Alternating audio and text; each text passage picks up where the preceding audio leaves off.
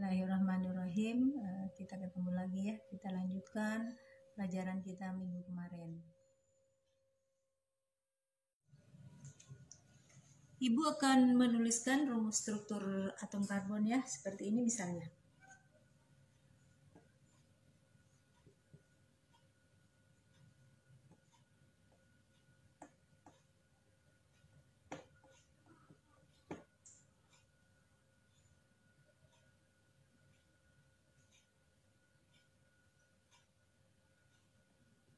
Seperti ini misalnya, saya kasih nomor, ini nomor 1, ini nomor 2, ini nomor 3, ini nomor 4, nomor 5, nomor 6, nomor 7, nomor 8, nomor 9. Nah, nomor atom C1 itu ini mengikat satu karbon.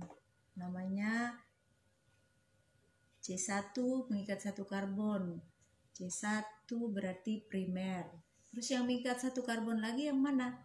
C5, C6, C7, C9. Jadi C1, C5, dan C6, kemudian C7, kemudian C9, itu sama dengan karbon primer. Nah, kita lihat, adakah yang mengikat dua atom karbon yang lain? Oh, ini nomor 2 ya, C2, ada lagi yang lain? C2, kemudian ini ya, C3, ada lagi yang lain?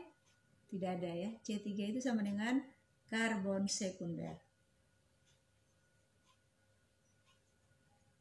Ya, kemudian kita lihat, adakah yang mengikat 3? Yang mengikat 3 ada, C8 ya. C8 itu C tersier. Adakah yang mengikat 4? Ada, ini ya, C4. 4 itu sama dengan C kuaterner.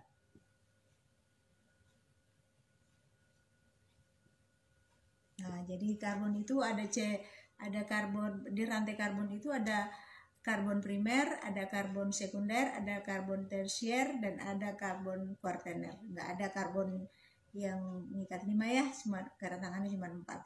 Jadi ini namanya karbon primer, ini namanya karbon sekunder, ini namanya karbon. Jadi hidrokarbon, minggu kemarin kita bahas hidrokarbon terbagi atas 2, yaitu hidrokarbon jenuh dan hidrokarbon tidak jenuh.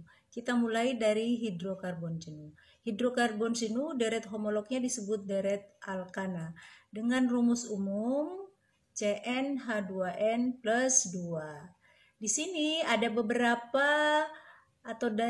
beberapa rumus molekul dari deret homolog alkana ya, mulai dari CH4 sampai dengan C10H22. Jadi yang rumus molekul dari metana itu adalah CH4. Jadi kita perlu juga menghafal kalau jumlah atom C1 pada deret homolog alkana namanya adalah metana. Sedangkan yang jumlah atom C-nya 2 yaitu C2H6 itu namanya etana. Ini rumus bangunnya ya. Rumus bangun itu sama dengan rumus struktur. Kemudian kalau C-nya 3 berarti C3H8 itu rumus molekulnya, rumus strukturnya ini ya. Kemudian namanya adalah propana. Jadi kita hafal C1 adalah metana, C2 adalah etana, C3 adalah propana, C4 adalah butana, dan seterusnya sampai C10. C10 namanya dekana. Jadi kita ingat saja ya bahasa Latin itu. Jadi kalau 5 penta, 6 heksa, 7 hepta, 8 okta, 9 nona, 10 deka. Tinggal tambah akhiran ana. Makanya namanya deret homolog alkana. Jadi metana, etana, propana, butana, pentana, heksana, heptana, oktana, nonana, dekana. Nah, kemudian kalau rumus molekul, misalnya rumus molekul air adalah H2O, tapi rumus strukturnya harus digambarkan. Begitu juga dengan digambarkan bagaimana jumlah atom yang satu berpegangan atau berikatan dengan atom yang lain. Ini adalah contoh rumus struktur dari metana ya, seperti ini. Ini rumus struktur metana. Ini rumus Lewisnya. Ini struktur dalam ruang ya, 3 dimensi. Ini juga ya sama. Jadi ini contoh dari rumus struktur. Ibu akan menjelaskan rumus struktur dari hidrokarbon. Kita gambarkan seperti ini. Misalnya metana, rumus molekulnya CH4. CH4. Berarti rumus strukturnya C tangannya ada 4. Dan hidrogen itu tangannya 1. Dipakai untuk memegang di sini 1. Berarti di sini kita lihat tangannya semua kepake ya, makanya disebut jenuh. Karena semua tangannya sudah kepake untuk saling berpegangan. Misalnya lagi, ini bisa tulis seperti ini sederhananya. Kemudian misalnya C3H8. C3H8 itu adalah propana. Ini rumus molekulnya. Rumus strukturnya C kita bikin 3. Sini ditambah, dikasih pegang. Ya, di tangannya ada 4 masing-masing setiap C.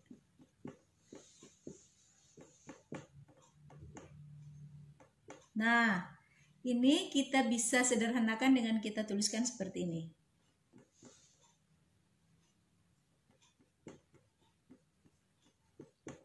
Jadi ini sama.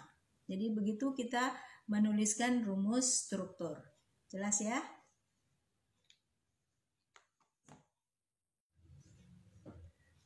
Kemarin kita menyinggung pada ikatan tunggal maupun ikatan rangkap, ada yang rantainya terbuka, ada yang rantainya tertutup. Yang rantai terbuka contohnya ini rantai terbuka namanya. Sedangkan rantai tertutup ini ya. Jadi rantai tertutup yang ini contoh dari senyawa siklik, yang ini contoh dari senyawa alifatik terbuka, yang tertutup adalah siklik ya.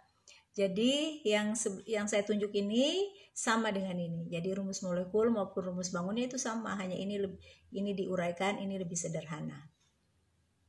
Nah, kemudian pada hidrokarbon kita yang pastinya kita belajar tentang tata nama. Kenapa kita belajar tentang tata nama? Karena begitu banyak senyawa hidrokarbon sehingga kita harus bedakan dengan namanya. Dia punya ciri khas ya. Nah, sebelum kita belajar tentang tata nama, kita harus tahu dulu tentang gugus alkil. Di sini sebenarnya alkil ini adalah alkana yang kekurangan 1 atom H.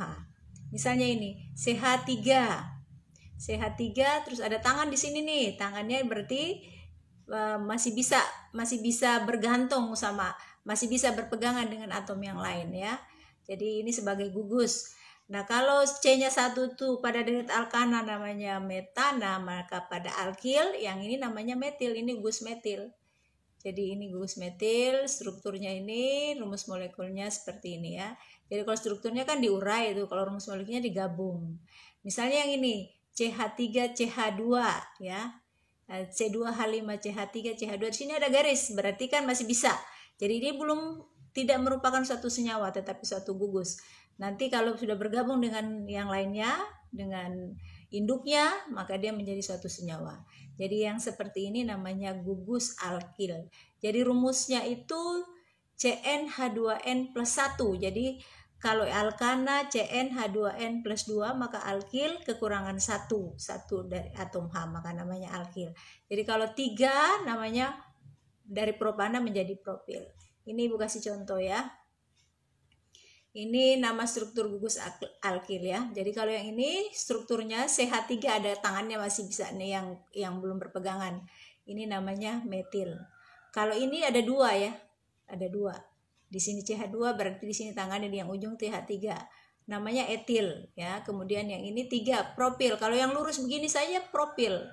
Tapi kalau yang ini jadi ada gugus, ini sama-sama 3 nih. Ini 1 2 3, ini juga 1 2 3. Tetapi yang ini ada cabangnya, membentuk cabang. Jadi nanti yang di sini yang memegang rantai karbon yang lain. Nah, di sini dia tidak lurus. Nah, ini kalau jadi di atom nomor 2 ini ada metil, maka ini bukan propil namanya tapi isopropil.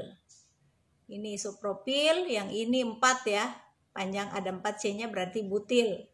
Tapi kalau seperti ini Nah, seperti ini namanya bukan butil, tapi sekunder butil. Ini sekunder butil. Nah, kalau yang ini namanya isobutil. Ya. Jadi kamu tandain aja, kalau yang modern seperti ini namanya isobutil. Kalau yang namanya seperti ini namanya apa? Tersier butil. Ini tersier butil. Ini butil sama-sama semua C-nya 4. Tapi yang ini namanya tersier butil, yang ini namanya isobutil, sedangkan yang ini namanya sekunder butil, yang satunya yang paling atas ini adalah butil. Nah, kalau yang 5, 1, 2, 3, 4, 5 itu amil. Yang 6 dan seterusnya ya, tinggal ditambah airan il. Jelas ya? Itu tentang gugus alkil. Nah, kemudian bagaimana sih kita menentukan nama dari rumus struktur setiap senyawa alkana? Yang pertama, jika rantai karbon tidak bercabang, nama alkananya sesuai dengan jumlah atom karbon yang diberi dengan awalan normal. Nah, di sini barangkali Ibu kasih contoh lagi ya, biar kamu tahu.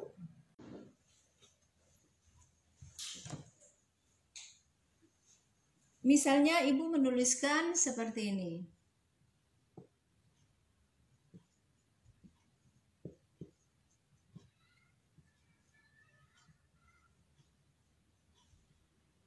Ini ada 5. 1, 2, 3, 4, 5. Berarti nama homolognya itu, nama deret homolognya kalau 5 berarti pentana kan. Tapi karena lurus saja tanpa cabang, ditambah di depan dikasih tanda N. Ini sama dengan normal. Normal pentana. Jadi kalau misalnya 7,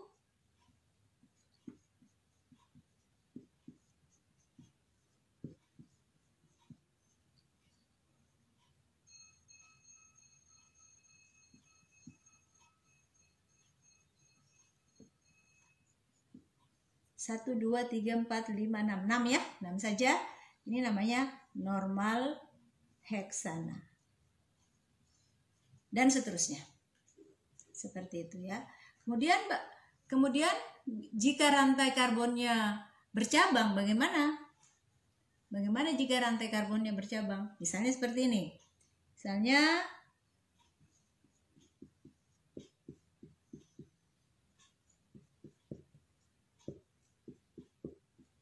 nah, ini namanya apa?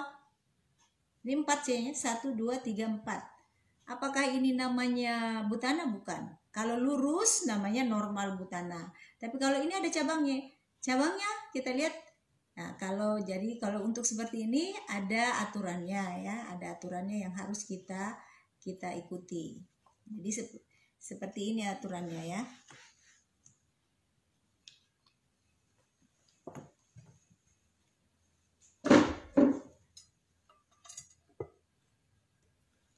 Jika rantai karbon bercabang, yang pertama, tentukan rantai karbon terpanjang. Dan ini merupakan nama alkananya.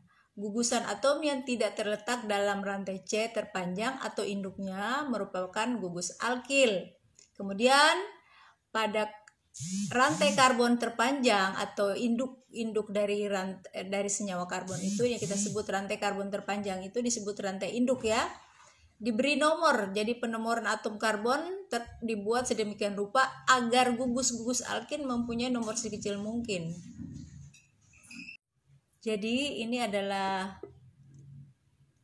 aturan tata nama alkana menurut IUPAC ya. Kamu bisa baca. Di sini Ibu akan menjelaskan saja sekalian.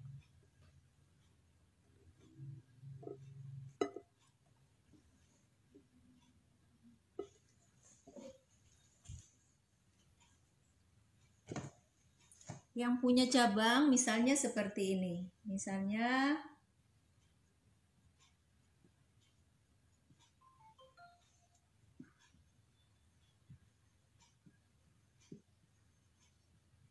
nah, kalau seperti ini maka yang kita lakukan pertama kita menentukan dulu rantai karbon terpanjang sebagai rantai induk. Misalnya Ibu mengambil contoh ini. Ini rantai induknya. Berarti ini adalah gugusnya. Jadi gugusnya nempel di rantai induk. Nah, kemudian rantai induknya ini kita beri nomor. Kita beri nomor mulai dari yang paling dekat yang mengikat gugus. Jadi gugusnya itu menjadi nomor yang paling berada pada nomor terkecil. Kalau saya hitung dari kanan, saya nomorin dari kanan, dia ada di nomor 3. Tapi kalau saya hitung dari kiri, berarti dia ada di nomor 2. Maka rantai induk ini diberi penomoran 1, 2, 3, 4. Nah, rantai induk ini sebagai nama alkananya. 4 itu apa nama alkananya? Di deret homolog alkana berarti namanya adalah butana. Maka ini di nomor 2 mengikat satu gugus metil, maka namanya 2 metil butana. 2 metil butana. Contoh yang lain lagi misalnya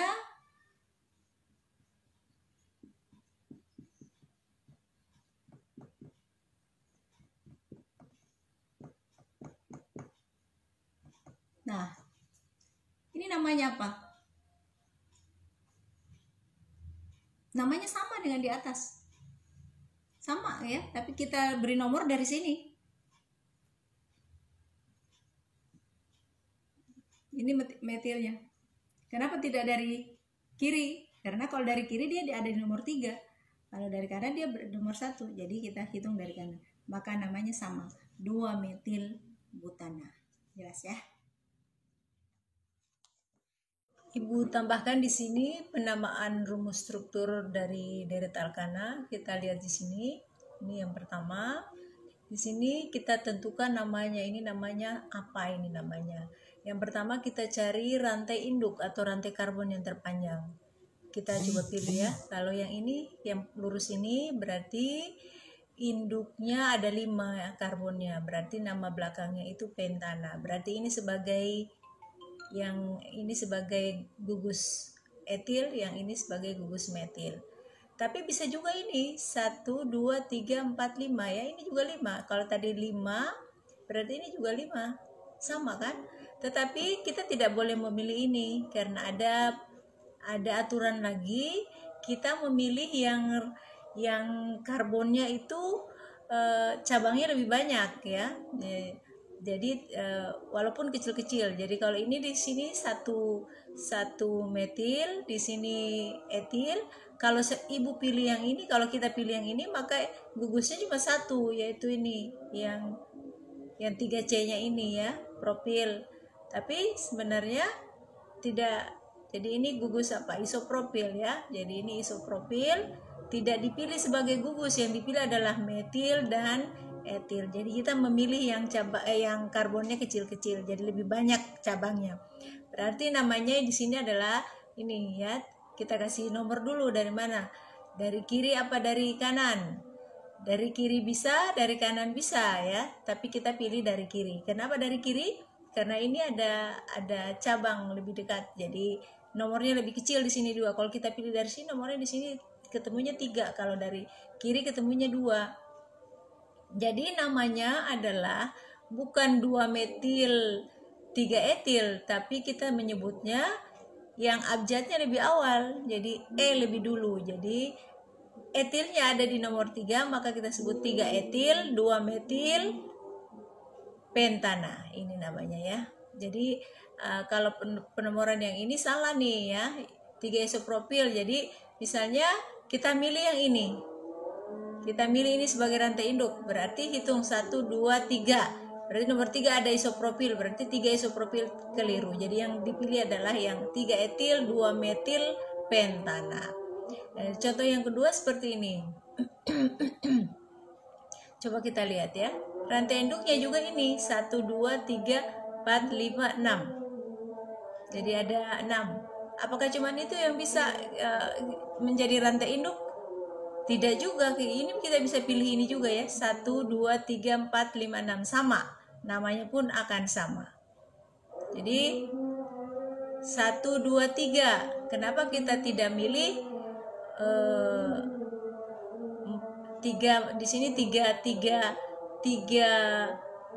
metil 4 etil, jadi namanya menjadi 4 etil 3 metil tidak, karena kebetulan di sini lebih dulu, maka kita hitungnya dari kiri ya. Kita hitung dari kiri, dan di sini sama ya. Jadi sama, selain etilnya lebih abjadnya lebih duluan, tapi ada aturan yang lain lagi. Kita menghitung kalau sama, kalau dari kanan dan kiri sama, maka kita mengambil dari yang mengikat atom karbon lebih banyak. Berarti kita ambil dari kiri 1, 2, 3, berarti 3 etil 4 metil heksana. Seperti itu. Jelas ya? Jadi kalau 4 metil 3 etil heksana itu tidak tepat. Nah, ini yang Ibu berikan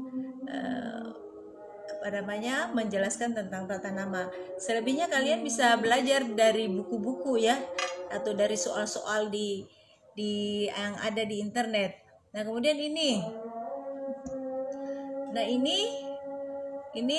setelah kamu lihat ini, coba beri nama dan langsung jawab yang 10 orang pertama yang menjawab, Ibu kasih nilai 10. Jadi Ibu kasih waktu setelah selesai menonton ini langsung dikerjakan. Siapa yang paling cepat itu yang Ibu kasih nilai 10. Tugasnya 10. Tapi kalau terlalu lama Ibu tidak kasih nilai ya. Kemudian kita lanjut yang berikutnya. Nah, apa itu isomer? Jadi isomer itu adalah senyawa yang mempunyai rumus molekul sama tetapi rumus struktur berbeda ya. Contohnya ini nih. Rumus molekulnya atau butana itu C4H10 kan. Nah, yang ini juga C4H10. Tapi namanya normal butana ya. Ini juga C4H10, hitung aja, C-nya ada 4, hanya ada 10. Pokoknya menuliskan rumus struktur itu harus memenuhi kaidahnya, tangannya ada berapa. Jadi jangan sampai kaidahnya itu tidak sesuai. Jadi tangannya C cuma ada 4, berarti dia cuma bisa memegang 4 dan tidak boleh kurang ya. Kalau kurang tangannya berarti bukan C. Nah, begitu juga H tangannya cuma 1. Yang di atas ini namanya normal butana, lurus saja. Yang di bawah ini namanya 2-metil propana. Nah, ini normal butana dengan 2-metil propana namanya adalah berisomer. Jadi berisomer antara normal butana dengan 2-metil propana itu berisomer. Jadi isomer itu adalah suatu senyawa yang mempunyai rumus molekul sama tetapi rumus struktur berbeda. Ibu beri contoh misalnya C5H12. Pentana ya. Jadi kita buat rumus strukturnya. Karbonnya ada 5, hanya ada 12. Di setiap atom karbon ini kan memegang hidrogen. Kalau yang ujung sama ujung memegang 3, yang di tengah ini memegang 2. Kemudian kita buat lagi nih. 1, 2, 4. Di sini 1.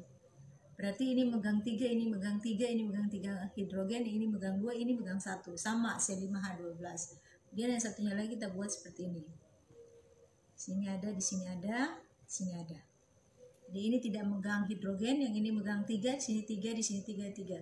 Semua ini rumus molekulnya sama, C5H12, ini C5H12, ini C5H12, ini C5H12. Tapi karena strukturnya berbeda, sifatnya pun ikut berbeda. Jadi ini namanya normal pentana. Yang tidak bercabang ya tadi. Yang ini kalau karbonnya kita beri nomor, ini nomor 1, nomor 2, nomor 3, nomor 4, berarti namanya 2-metil 4. Rantai induknya 4, berarti 2-metil butana. Nah, kalau yang ini berarti rantai induknya ini propana. Nah, ini metil, ada 2 metil dipegang oleh atom karbon nomor 2. Berarti 2, karena metilnya ada 2, pakai di metil. Kalau 3 pakai tri, di metil propana. Nah, ini adalah contoh isomer ya. Jadi semakin banyak jumlah atom karbonnya, semakin banyak isomernya. Jadi normal pentana berisomer dengan 2 metil butana berisomer dengan 2 dimetil propana.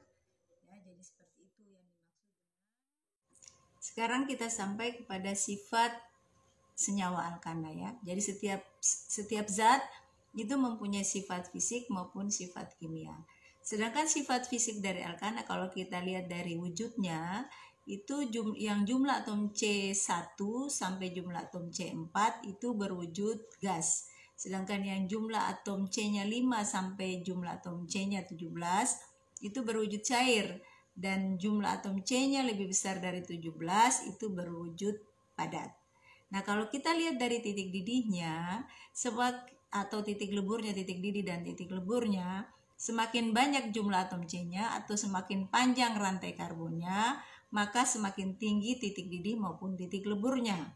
Semakin sedikit jumlah atom C-nya atau semakin pendek rantai karbonnya, maka semakin rendah titik didih maupun titik leburnya.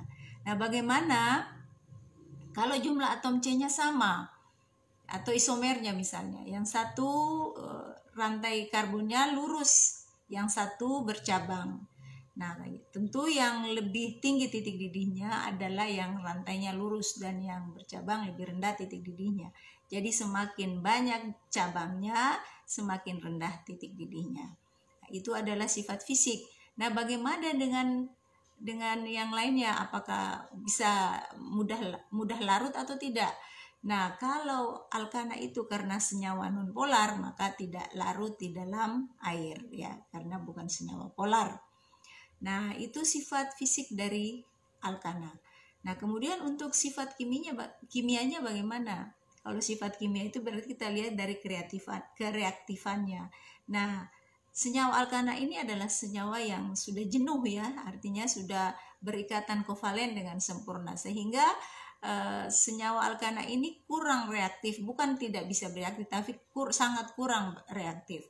Makanya disebut parafin. Kadang disebut juga inert ya, tapi lebih cenderung disebut parafin karena kurang reaktif. Bukan tidak bisa bereaksi, tapi kurang reaktif. Nah, semakin panjang rantai karbonnya, semakin banyak karbonnya, semakin sulit bereaksi. Jadi yang bisa bereaksi itu yang agak mudah bereaksi, yang jumlah atom karbonnya sedikit ya. Dan bereaksinya pun dengan reaksi substitusi, jadi penggantian. Jadi menggantikan salah satu atom hidrogennya dengan atom yang lain. Jadi itu yang menyebabkan hidrokarbon jenuh itu sukar bereaksi, karena itu tadi tangannya sudah kepake semua, harus dilepas dulu yang satu baru yang lain bisa masuk. Itulah yang disebut substitusi. Demikianlah Ibu akhiri pertemuan kita saat ini, yaitu kita sudah membahas semua tentang hidrokarbon jenuh ya. Dan selebihnya kamu bisa cari referensi, bisa cari di buku, bisa baca dari buku-buku yang lain atau dari internet. Kemudian soal-soalnya juga bisa kamu latihan. Nah, nanti Ibu berikan soal di WA group. Jadi Ibu nanti kasih soal, wajib dikerjakan di buku. Jadi dikerjakan di buku tulis kamu. Nah, itu nanti kapan setelah beberapa saat itu harus dikumpulkan secara fisik ya, tidak virtual lagi tapi secara fisik. Nah, dikumpulkan mungkin bisa langsung dibawa ke sekolah, tapi mungkin setelah banyak latihan.